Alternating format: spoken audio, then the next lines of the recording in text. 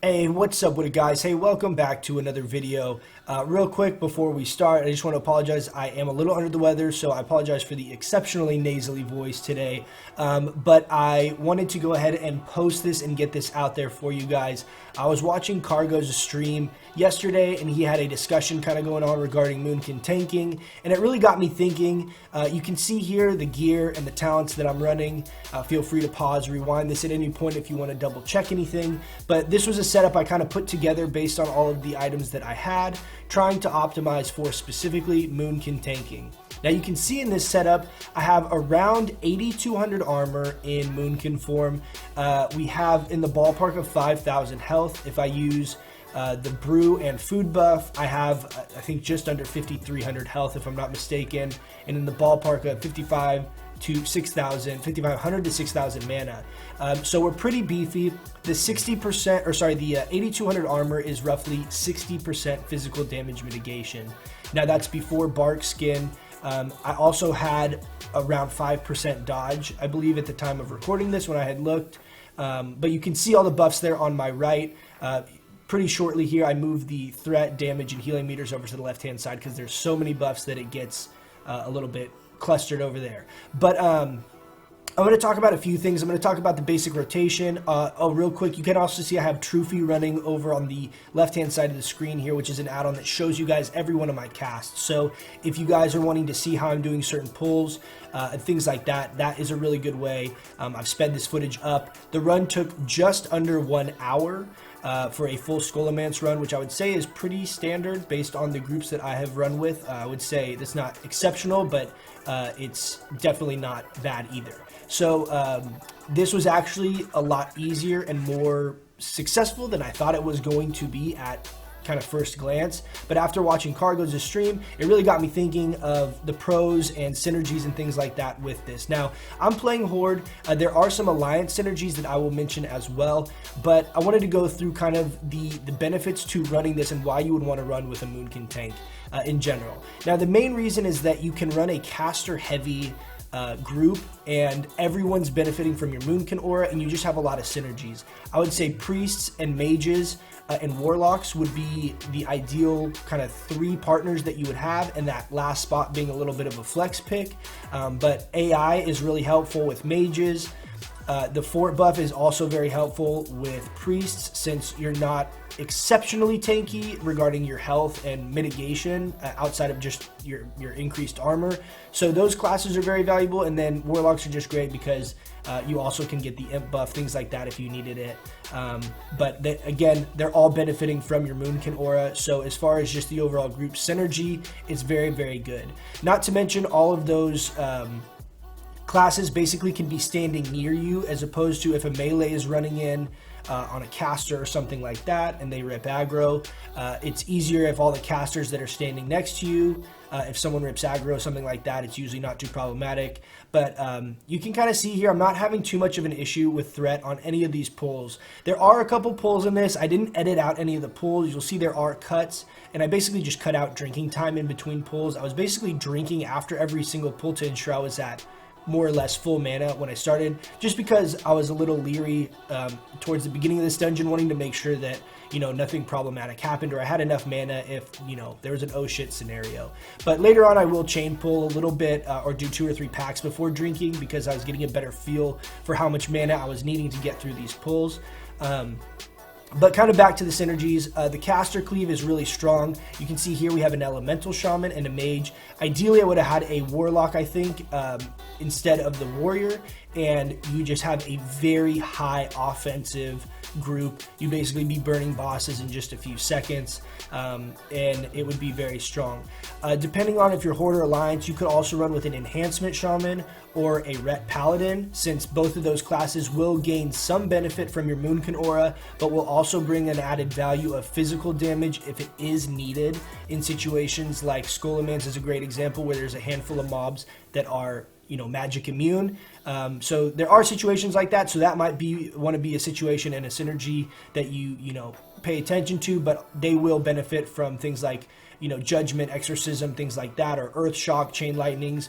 Those will all benefit from your spell crit. So they, being a hybrid class, they do have some benefit. So that's what I would suggest if you're really trying to optimize.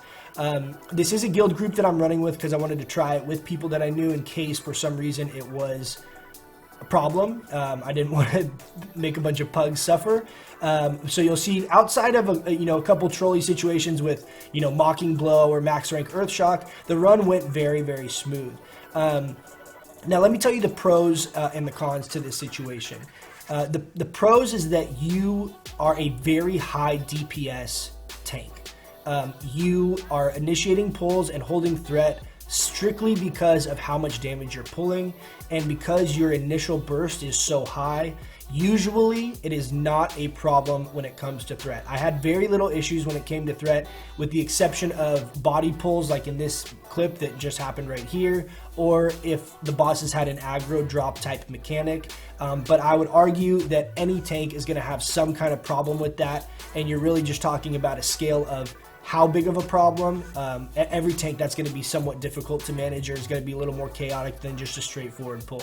So I didn't find it to be particularly a weakness of running balanced Druid, more just a problem with trying to manage tanking and aggro and threat and things like that in general.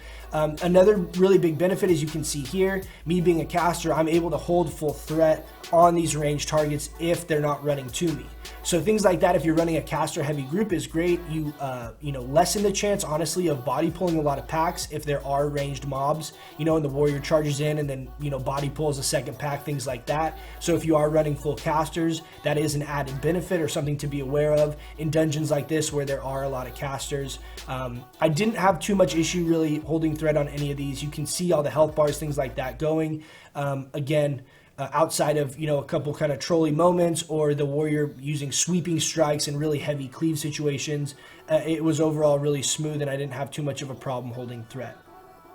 Now on to kind of the single target and the AoE rotations and things like that, and then I'm going to follow that up with my favorite synergy of running this, and what I think is going to be an absolute necessity to really optimize this this spec and this kind of theory crafting idea.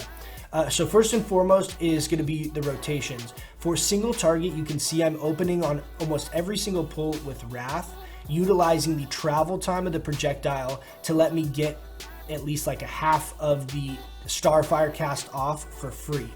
This is really important because it really front loads your damage and allows you to get a really significant threat lead right off the bat. So most pulls, if not all, I'm basically using Wrath into a Starfire and then generally into a Moonfire.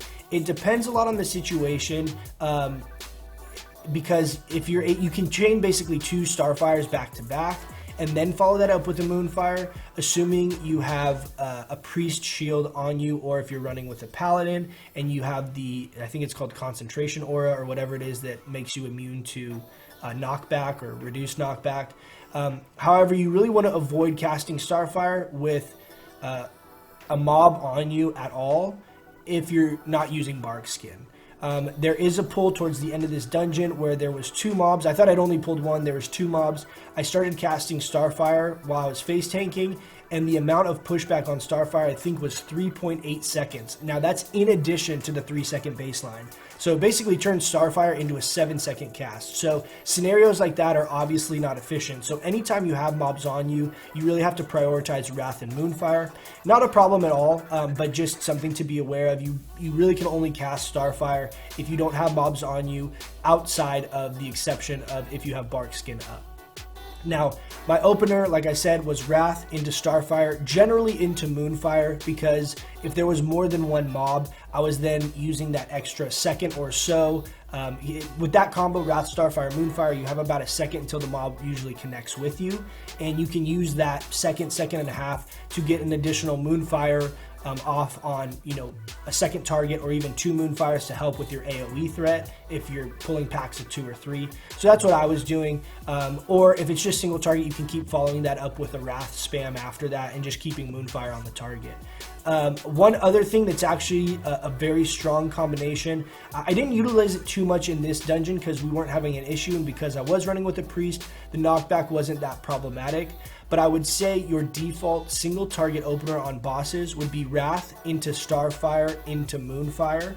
Once the boss connects with you, you want to Bark Skin, and then you have the ability during the entire duration of that Bark Skin to cast 3 Starfires and 1 Moonfire while you have that Bark Skin up. You can't fit in 4 Starfires because of the global cooldown.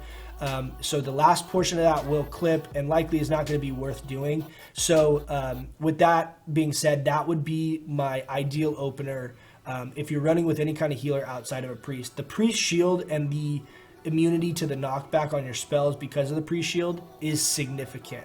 That is my favorite synergy of this this idea, this whole concept, the theory crafting of this was running with a priest.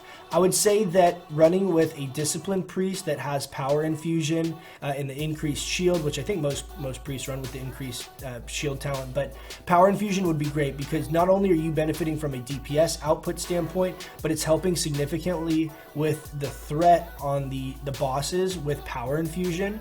So the synergy between that is just amazing. Not to mention the fact that since you don't use rage, there's no downside to using the shield. You can see on almost all of these pulls, the priest is shielding me basically on cooldown, and he's sitting very high on mana for the vast majority of this dungeon.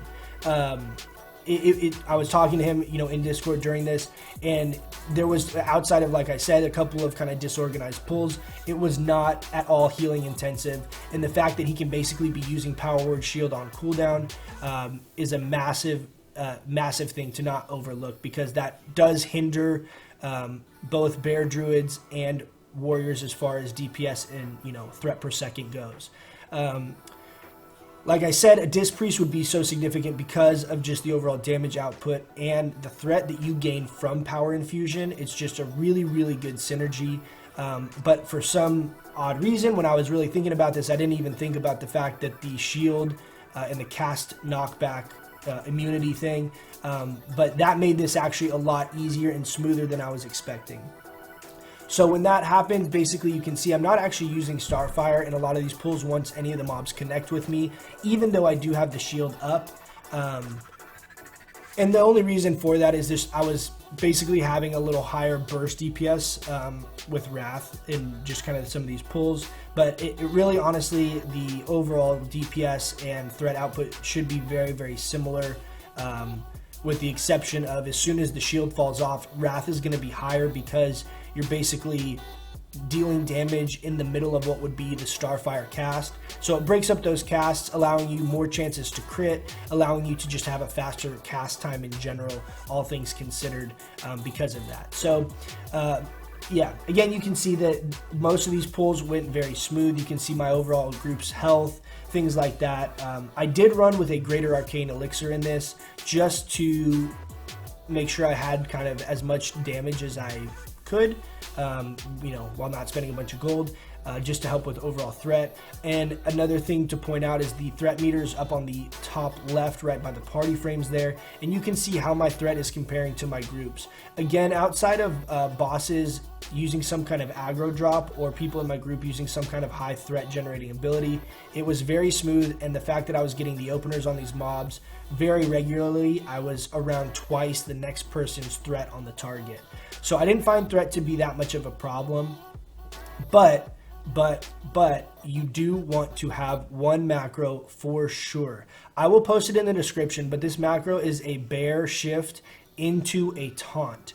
Now, this is absolutely a necessity to have for this because oh shit moments do happen, and you want to be able to adapt to those and have these tools at your fingertips to avoid as much chaos as possible. What this macro does, it's very similar to the feral charge macro that I've mentioned in my other guides.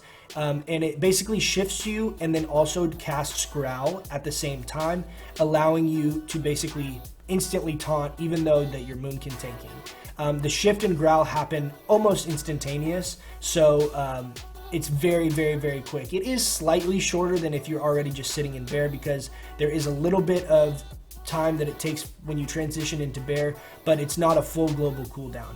I would say it was probably about a half a second.